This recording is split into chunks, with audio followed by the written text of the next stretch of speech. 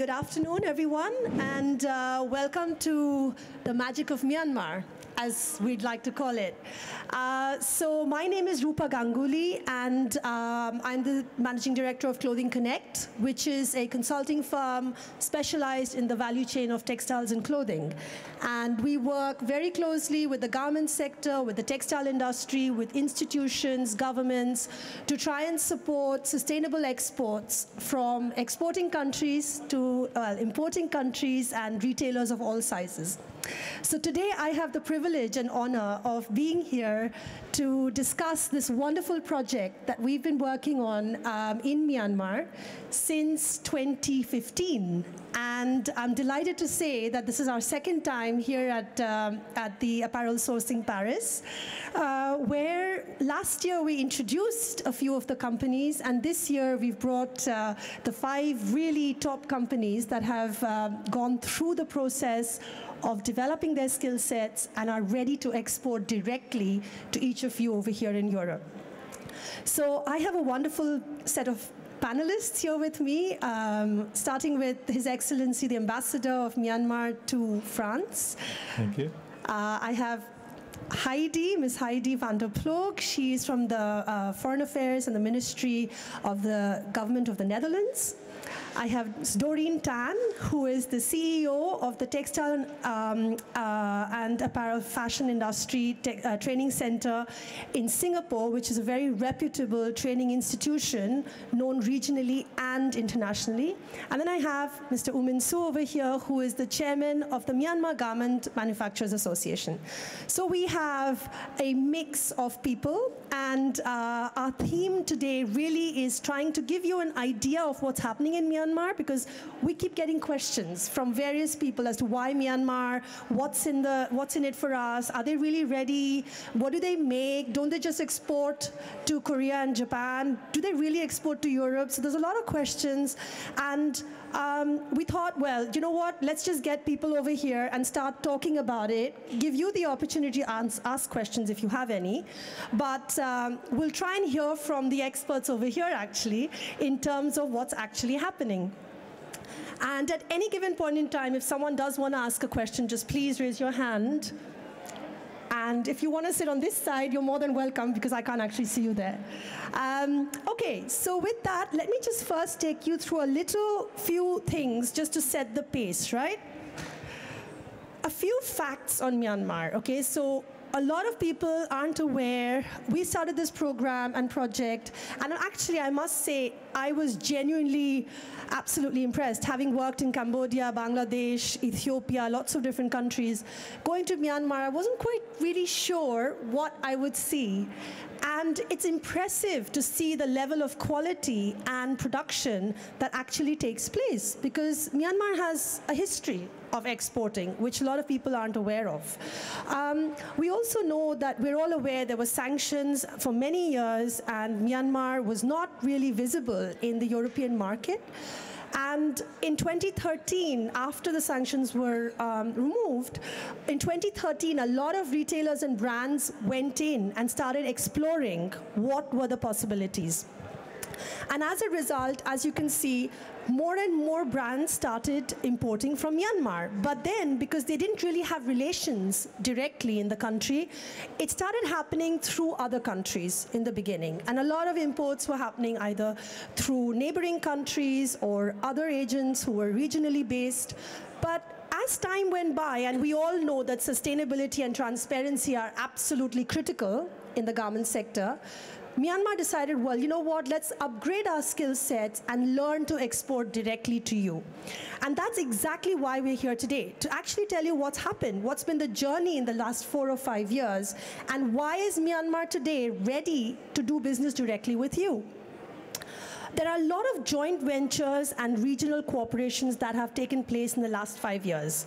And Doreen is going to speak a little bit more about that very shortly. But as a result, it's not just about Myanmar and what they know. It's a lot about how they have collaborated and cooperated with the region to actually multiply the skill sets. And that's what's really interesting. More importantly, we all know you can't actually function if the macro environment, the business environment, and the government isn't supportive. We all know that. Well, I've got, government, I've got institution, I've got everyone here today. But the critical point being that Myanmar has really opened up incentives to allow for foreign investment. They're very warm and welcoming to any outside business coming in, and they will do everything possible to make it comfortable for you. The banking sector had been regulated for many years, and slowly but surely, lots of changes have taken place, as has the mobile network, for instance. 2013, there was no mobile network. And today, you have competing mobile companies who offer you the best services. If you ask me, data is never a problem in Myanmar anymore.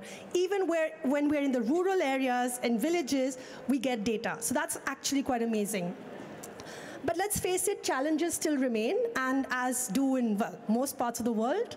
I don't know a single country in the world that there aren't any challenges. I'm sure you all agree that we all have challenges. But I think the most important thing is, are we doing something? Are we open to looking at solutions? And I think that is the most important bit. And finally, of course, everyone finds it very interesting to know that Myanmar has duty-free exports to the EU under their GSP program, which means you do not pay any duty. So this is something that is very, very interesting. Those are just a few facts that I've put out there to kind of set the kind of context of it all. We have currently 4 amazing manufacturers in this Myanmar pavilion, just down the aisle from here, near G&F in Hall 2. And we have outerwear wovens, we have women's wear wovens, we have knits, and we have, well, pajamas and even finer knits, lightweight knits. So please, I would welcome you to come and have a look. They're certified companies with BSCI and SADEX and many others like SA8000 as well. So with that, I am going to open the floor now. And my first speaker and panelist, I would like to open the floor to His Excellency, the Ambassador, and say, well, let's just not hide around the bush, right? Let's talk straight away and say, we all know, everyone's saying, well, Myanmar, we're a bit not sure why, there's a bit of issues going on in certain parts of the country. So why don't we just clarify? I'd like to get your point of view on that. Thank you, Ms. Rupa, and it is always a great pleasure to be here. This is my second time with this kind of program. Yes, Myanmar is, as you have rightly said, you touch about the FTI issues, you touch about the communication issues, and also issues something like people not very comfortable to address with. But I'm here for this purpose. The only thing is, the government, current government, which is, in fact, we call it the fully democratic government in the maybe 4 or 5 decades. So we are fully committed to deliver for the in the best interest of the people. That is our message.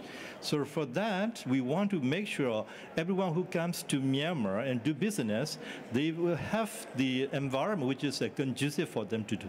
This is the commitment of the government. So if you look at the foreign the investment law, for instance, in 2016, before then we used to have the foreign investment law and even for the investment law for the domestic people. And we combined this and then to make sure it is easily presentable, and also it is address the consent of those who comes work here in Myanmar. And then we have the rules and regulations. And you have rightly said about one of the aspect is the telecommunication. Yes, you have right. Before 2013, when you trying to get a mobile, it's a fortune, we can say that. But after 2015-16, it's totally changed. Before 2013, the landline coverage is around 30%, 35%. And then with the opening up of this communication, and after 2015-16, you may not believe that the coverage is more than 100%. Yeah. And then also the people who use the smartphone, the coverage is also 80%. That is, as you rightly said, even is reached to the local people. And then also, one of the aspects is also we give we are also digging into the concern of the people around the world. So that is the reason government is trying to push something like, okay, we establish a specific ministry which is intended, designated for the foreign investment and also foreign relations, which is headed by the very experienced person. These are the aspects. As you have rightly said, there's some challenges in terms of the politics, and then we never, forget about that also. We are doing our best to coordinate with our neighboring countries, and also, of course, maybe ASEAN, the friends, and we are addressing that separately. But what we are doing right here, as you have mentioned, is to deliver in the best interest of the people, and the government is fully committed to that. Thank you, sir. That was very, very helpful, I think, to set the pace in terms of what the government's take is and what the government's policies are and priorities are. With that, I'm going to move to Chairman Mr. U Ming Su. Is that on the mic? Yes. So, as His Excellency just mentioned, the government is doing so much to make it worthwhile for the sector, for the people, for foreign investors. Now, you're a factory owner yourself. Do you agree with him? Yep. Okay, of course you do. But what about MGMA, right? Because MGMA is the Myanmar Garment Manufacturers Association. So you have two hats, which I'm sure is very challenging. One is a private factory owner, and you have to look at your profits, and you have to look at everything. On the other hand, you represent the sector as the Garment Manufacturers Association, and you have to look out for all these challenges and kind of almost fight with the government a little bit here and there. So what is your take? What do you think Myanmar Garment Manufacturers Association has accomplished to help exports sustainably? And also, why do you think today's EU buyers are increasing? Why are they coming more and more to Myanmar? So one thing that for this we are enhancing for our capacity. This capacity that means for we have to set up for the training centers together with for the Ministry of Education and Ministry of Industry. So to get this sustainable for this technology for our workers to reach for the requirement of this EU standards. This for this our MGMA for one thing. Another second thing is for to get for the responsible sourcing set in this Myanmar garments. So we have to train our members to get for the EU standards like the PSCI and the SEDEX so on. So all of the things that are certified with for the EU standard to our members. We do have the more than 500 members. It's nearly 50% certified with for this standard. But like this PSCI SEDEX, the others for this certification. That means for the Myanmar is responsible for the sourcing center in this for the apparel product. It's these things are the two for our MGMA for the doing for our capacity enhancements to reach for the international standard. Then the other hands for this behalf for our private owner. For this, I'm running for the now it's 4 factories. These 4 factories for this for the mostly I'm exporting to the European market. So since 2014, so my production lines are gradually increasing to the European standards, European market. So that means for this we can enjoy with the European standard, not only for this product quality and also for this for the sourcing quality also. Brilliant. Thank you so much. That was very helpful. And okay, so we talked about the government, we talked about the private entrepreneur, and we talked about your interest in building the capacity of MGMA. So I'm actually going to move to Doreen after this. Doreen, you've been in the industry for what? I don't even want to say it because I don't want to give away your age, because she looks so young, right? You've been there, you know the industry inside out. You've been sourcing, you're a textile expert, you can look at fabric and pretty much say, talk about pricing just like that. So with that, now that you're involved in Myanmar, what is your take? First and foremost, why did you even agree to get involved? Because obviously you're very busy, so you have to cut your something else to get involved with Myanmar. So I want to know why you did that.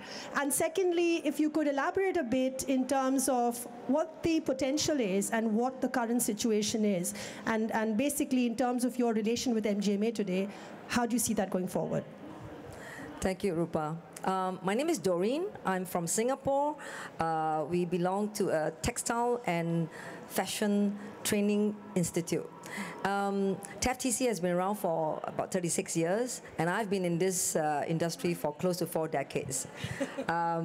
Frankly speaking, I've seen the pre-quota era to now, and it's a totally different ball game right now. Why did I take on the project with Myanmar?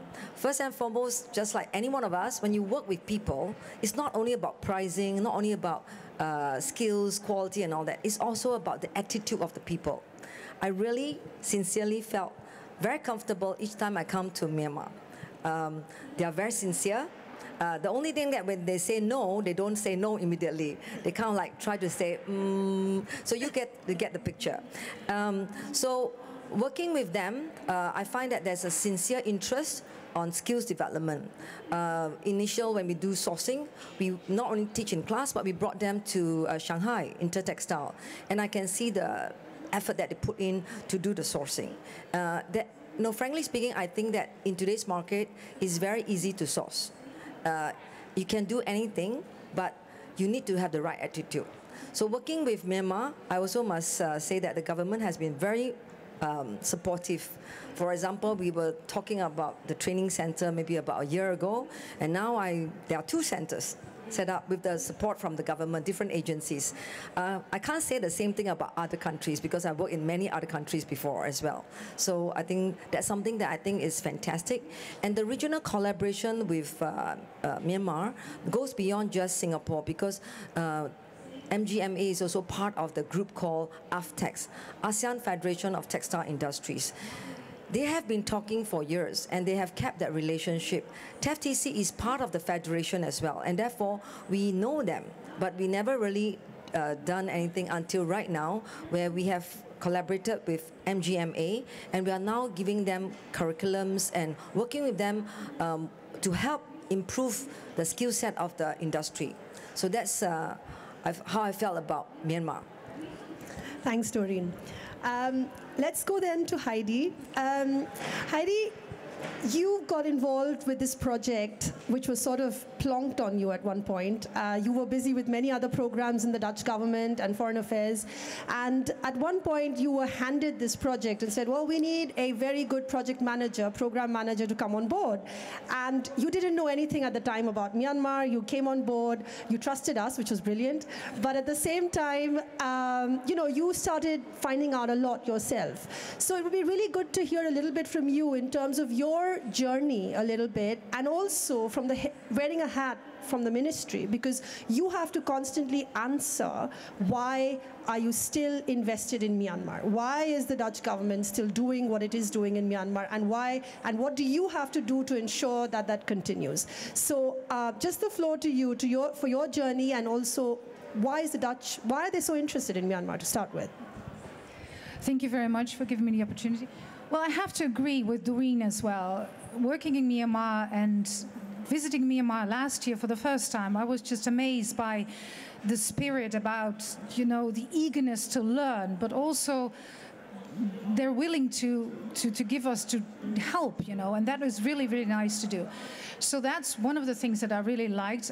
Like you said, I didn't know anything about the apparel industry, so you taught me a lot, Doreen taught me a lot, the chairman taught me a lot, and it's really a very nice industry, and I believe it is one of the key industries in Myanmar.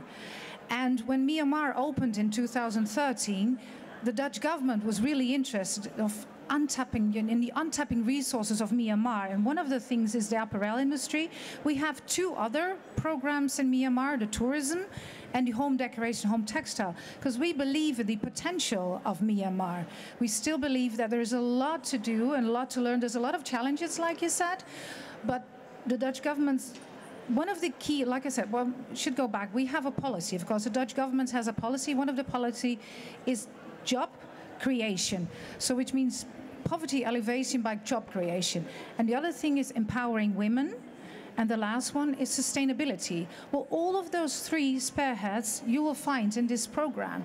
That is why it's so important for the Dutch government to be in Myanmar. And we get a lot of support of the Myanmar government and a lot of support of the business association, which we believe is important. But also we believe it's important to have like a regional support as well. That's why Singapore, Tough TC came on board. We have you who's on board, luckily from the start already. So yeah, we believe in this program. So we even continued it for one more year to give the companies more opportunity. Thanks so much, Heidi.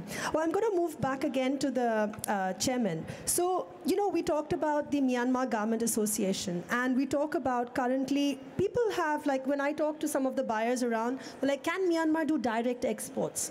And we don't see direct exports from Myanmar. We see it coming through maybe, I don't know, a lot of different sourcing houses or agencies. So what is the way forward, and what is stopping you today from doing direct exports? Or can you do direct exports? So now we are doing for the direct export to the EU's destinations. But sourcing is for the not direct sourcing in the Myanmar. So now we are developing countries that we have for this sourcing for these garments manufacturing only. Others for the sourcing fabric and trading, we have to import our Asian country, mostly from the China. That means we are doing this sourcing from the other countries, and also processing in the Myanmar, and exporting to the direct to final destinations like the European countries. This is what we can do, and we are ours for the procedures of this sourcing network. Can you give me a figure of what is the, sorry, did you have a question? Yeah, yes. I was wondering what, it's okay, I have a No, but I think they can't hear you on the... Talking about the advantage of duty-free. Yes. It means that you can import fabric and accessories, and you export garment and you have duty-free. Yes. Yes, right. Yeah. Like Pakistan and so on. Yeah. The fabric is not in there. Yeah. So his question, just because the translation some people have, your question was if we import the fabrics and trims from neighboring countries or other countries, and you convert it into manufactured garments in Myanmar, and you can enjoy duty-free. Yes, the answer is yes. You can, yes. And there is a term, I mean, is at the moment is quiet, or there is a limit already in time? Limit in time, you mean? Say in the next 2 years, 3 years can change. So we have the titles least development country. So this least development country for this European community, they provide whatever sourcing from the where. So processing in this our country, LDC country, we can enjoy this duty-free access to the European markets. So at the moment, No time limit. So at the moment, yeah. thank you very much. Yeah, and just to clarify, so normally there is a generalized system of preferences, which is an EU trade agreement, and because they classify as an LDC, they have a special bracket in which they export through this GSP preference. Of course, if the preference changes, then, well, that's a different negotiation, of course. But for now, that is the current status. Doreen, coming back to you, as Chairman was talking about, we were talking about sourcing, and I think also the gentleman here touched upon sourcing and importing materials and things. Could you tell me a little bit, and maybe even share, what is the current status? Because, a lot has happened actually even in the last 7 to 8 months, which is probably not so visible to everyone in terms of the ability to create connections and learn sourcing and things like that. So I think this forum is primarily to sort of give a bit of visibility and understanding of what is happening in Myanmar so that buyers can make informed decisions, I think traditionally, some of the manufacturers are still doing like CMT, but most of them have already have the ability to go. So just to cut, CMT meaning? Cut, make, yeah. trim, right? So now they have the ability to do FOB. Most people ask like, are you able to source? Come on. In China, just look around the booths here. Everybody is producing, especially for textiles. When we were in Intertextiles, everyone was very interested because all these textile mills are looking for alternative production because of some of the trade issues that China is having. Most of them are looking for other alternatives, right? So I think this is a great time. Some of the mills that we have worked with, they are not only talking about LC, they're talking about open account and all that. So I truly believe the potential is right now. Thanks, Doreen. And coming back actually to another point, and maybe I'll put it to Ambassador, you know, a lot of people have recently come to Yangon because it's somehow the place everyone first lands up in. Just out of curiosity, has anyone over here traveled to Myanmar? Other than the Burmese, please, not the Myanmar people. Ah, brilliant. And did you also go to Yangon first? Yes, you did. Well, I'd love to hear from you in a minute if you would like to share. Anyone else? Yes? Yangon as well. And you're from which country? Okay, Korean working in a Japanese country. Brilliant. So you've also traveled. So what brought you to Yangon? Just as a little piece of, is it?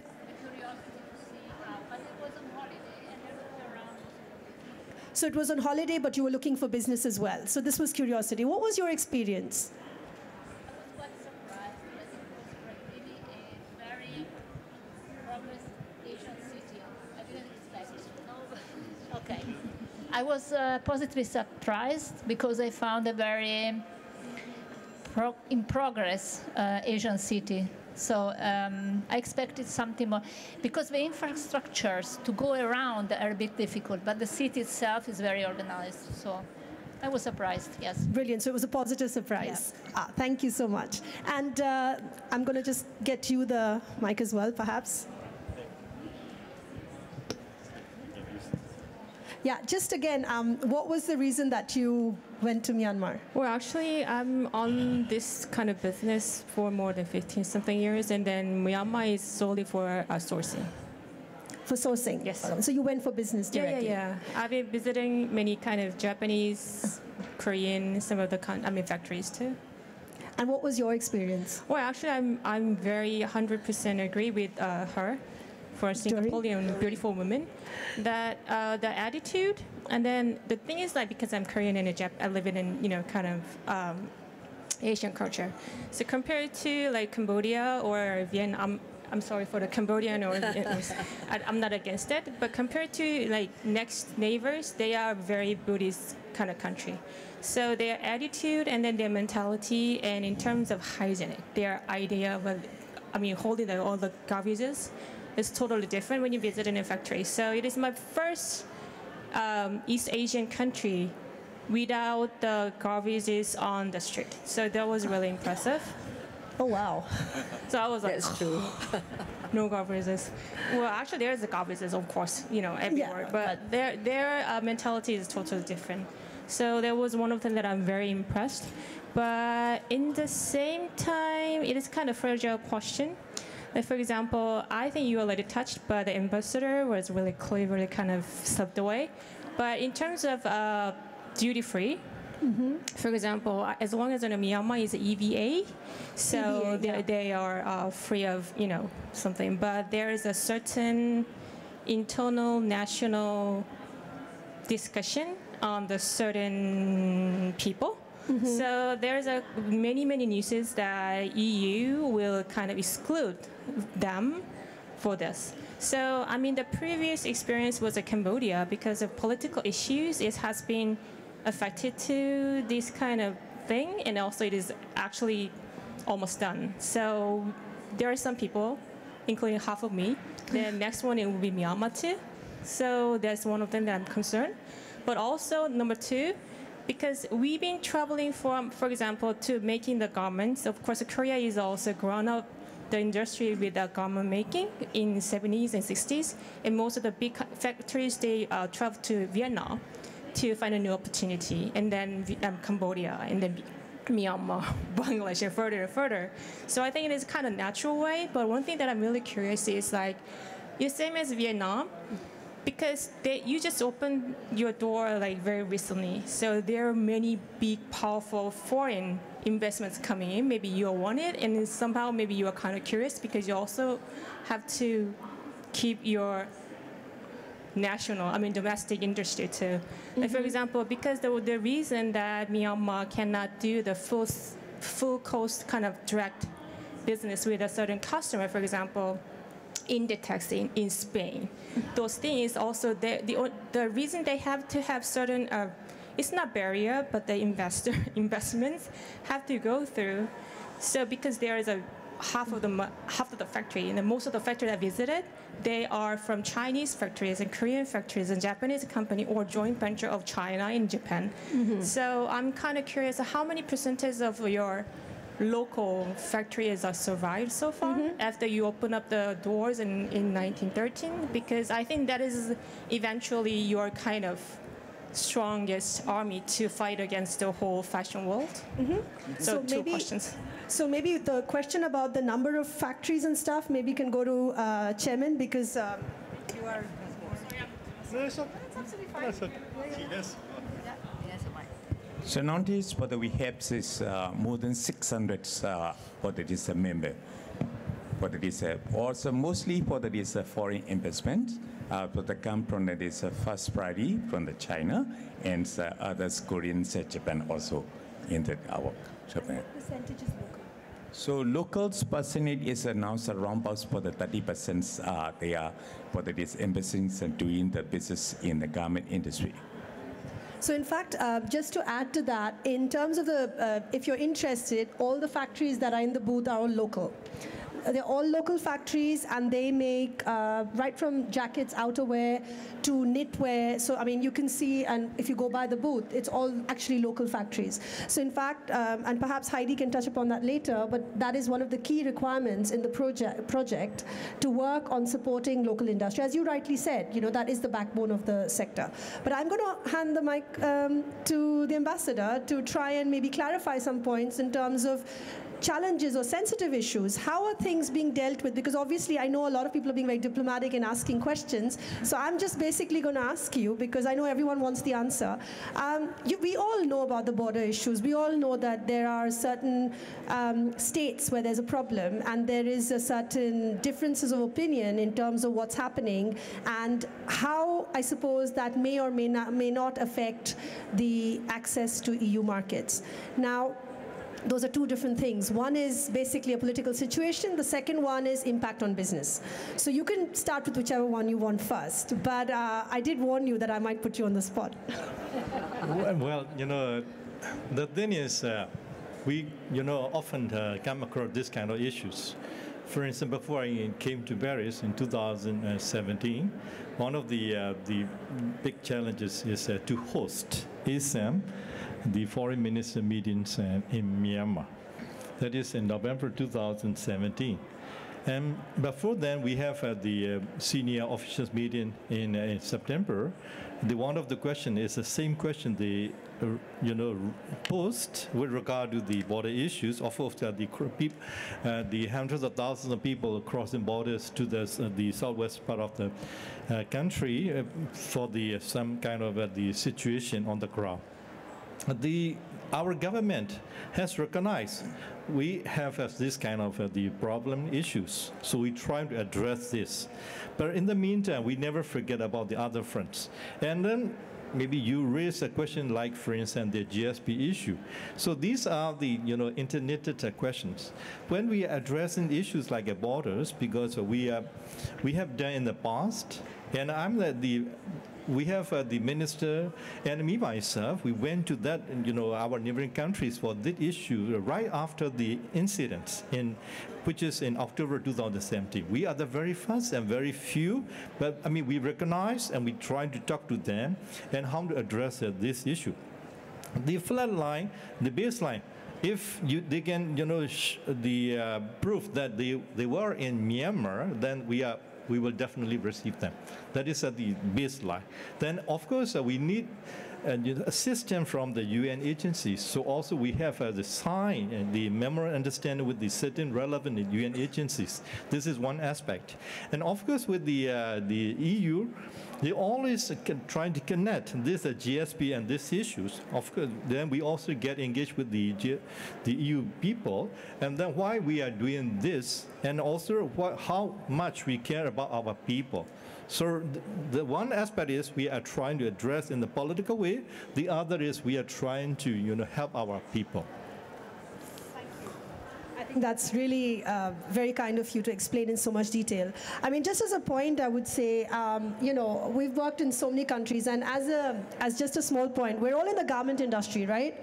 I don't know a single country where the garment industry started which was without any problems. I think we're the most sort of risk-taking, bravest industry which goes into countries when it just opens up, and then other businesses follow after that. So I think quite often the garment sector is seen as a pioneering sector where you go in, make the changes happen, start creating capacity, make changes really take place, and then slowly challenges start to sort of not disappear but get sorted out. But Heidi, I'm going to come to you and say, the lady there just mentioned about local factories and the importance of local factories. And I'm really delighted she actually mentioned that, because that's one of the core components of your program, isn't it? So do you want to just elaborate on the importance of that? Yeah, it's good that you asked that. Indeed, I forgot to mention it. One of the core components is indeed the company needs to be locally owned, because we want to support the locals, the country itself, and not just from the outside or whatever. That is very important for us. It needs to be locally owned. It needs to have also the potential to export to Europe or to transform from CMT to FOB. That's what we're trying to do. So we start a program, we visit all kinds of companies, an order done by an expert, and then we choose the top companies. So the top companies of Myanmar are actually now here at the trade fair. We have more in the program, but they're not ready yet for the transformation. Some of them are, some of them not yet. So we always coach them and everything. But for us, it's important that the knowledge stays in the country. So training is important. That's why I have TAF TC on board. MGMA already mentioned the training center. And yes, we made a big progress with the Ministry of Myanmar, who's also seeing that, yeah, this is important to train your people. Knowledge is important. That's your way forward. And that's also something that the Dutch government is supporting. You need to do education. Without education, you're nowhere. And what I see and what I feel, that's my own opinion, is that the people of Myanmar are so eager to learn. They really want to learn, and they accept, and they travel up to Singapore to do the trainings and everything, and then they come back to the country and they want to train their own people in the companies. That, to me, makes it, yeah, that's nice to be part of. And can I just add one more point, right? All your programs are on a cost-sharing basis, right? So it's not like you're just paying for everything in a program. No, we're not paying for everything in the program. We have an expert, we're paying the expert, but the companies itself, they have to also pay a lot of things like the traveling to Europe, and of course the time of the people, because we're asking a lot of the time of people. We have some companies sitting here, so yes, we do. It's sometimes we're asking a lot from them, but they also see, yeah, this is the way forward. This is the way we want to go. This is the way we want to step into the next into the future. We've been locked up to 2013, and now we want to open up. So yeah. I would just like to add one more thing. As a training provider, what I like is that Myanmar has taken ownership of the programs. We gave them the curriculums, but we want some customization to the local context. And I really appreciate that. So my team worked with them, and we contextualize the program for them. Because TFTC has done training in Cambodia, Kyrgyzstan, Tajikistan, where else we have Romania, Bucharest, many, many countries. This country, I say, they have done their part by adopting and accepting the ownership. That's something that I really appreciate. Thanks very much. I'm going to ask if anyone else has a question, or I'm going to ask the panel to make some remarks after this. Any other questions that you absolutely want to ask about Myanmar, to the people of Myanmar? The ambassador's here, he's the government. You can ask anything, and he's amazingly forthcoming, so he would be happy to answer. Of course, don't forget, we are just down there in the Myanmar Pavilion, so you can always come and find everyone there. But anyone with any question, this is your chance. No? Right. I'm going to then pass again to the ambassador and ask him to make some of his closing comments in terms of, so where from here? Because we're here today, right? 1 year ago, we introduced Myanmar. Today, we're talking about the growth and the scaling. What next? What are your aspirations, and where do you see this relationship with EU going?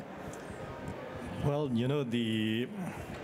as Doreen has rightly said, I talked to the participants right here, and also we really appreciate the Ministry of Foreign Affairs of the Netherlands giving support in the terms of the cost sharing. And then I was amazed to find out that some members expressed their willingness to, continue this kind of program, even if there's no such a similar or maybe some kind of a support from the partners. They're willing to do so. On the part of MIA, the government, of course, we have very clear message. The government is very, very keen to support wherever it is possible. So there's a political way, but of course, as a gentleman mentioned, and is following up of the chairperson. But we will remain at the stage. Maybe we are trying to graduate from this least development country in the near future. Because in the last year, we also met all the criteria. So we are planning to graduate from this the category. But we look forward to equal playing on the ground with the other countries. So the only thing is political will. So we try to recognize what are the challenges, and gradually we are trying to address all the issues. So welcome to Myanmar. Thank you very much. Chairman, can we ask you for a comment about what next? Because you have some amazing projects running now that TAFTC has kind of made their presence in Myanmar. You have some exciting times ahead with the growth of your institutions, your scaling up. Do you want to share something? What are your final remarks? So for this is a sourcing show. So we are going to keep for the participations with this under this Myanmar pavilions, like for this governments for the political will supporting to us, and other hands to keep for the developing, so the exporting volume to the European markets together with for the TAFTC training, supporting. For the to get for this better and better capacity or for the sourcing to the European markets. Thank you. Doreen, what would you like to say to that in terms of you've recently gotten engaged in Myanmar and you're already in love with it. So what are your next steps from here? I think I'll continue working with them to collaborate, and I look forward to setting up the most effective and beautiful training institute for the garment sector. Because very often, everyone talk about garment manufacturing, I think that only the sewing operators. Come on, we have merchandisers, we have QC, we have industrial engineers, and going forward, we will even have data analysts. Why? Because we have predictive analytics in terms of managing production. I think the future is now serious. And please, do come visit Myanmar. I'm not Burmese, but I really think that it's a beautiful country. Thanks. You. And Heidi, last words from you. Well, I can only agree with you, Doreen. It is a beautiful country, and the people are very nice. They welcome me in their heart. And so please do support Myanmar. I believe in the future of Myanmar. And that was one of the things that last year made me do this program, because like you said, I had a lot on my agenda already. But this is really something, and I was amazed, and yeah, I'm gonna be amazed, I think, in the future, yes.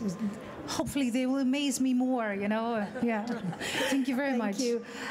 Just to sort of conclude with that, I mean, my own journey in Myanmar has been I've lived in many countries of the world. I originally come from India. I've lived in the US, in Singapore, in Geneva, in all kinds of places. I currently live in London.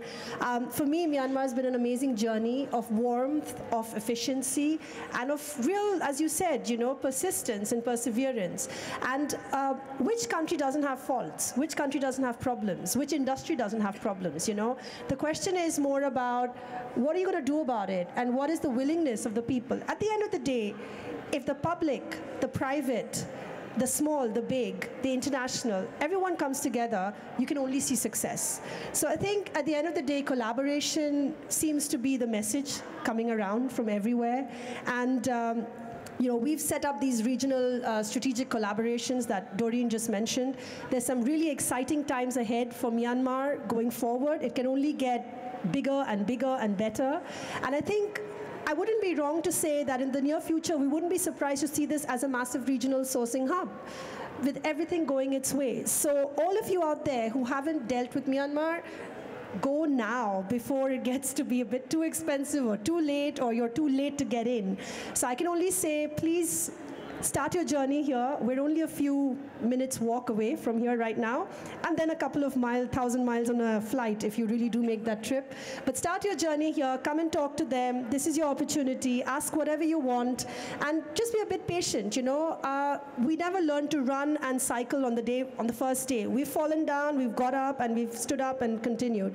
So that's the journey, and we'd love to have you a part of it. So thank you for all of you being here today, and everyone else watching, and to my lovely panelists, Ambassador, Heidi, Doreen, and Chairman. Thank you very much for being here today. With that, I'd like to close the session.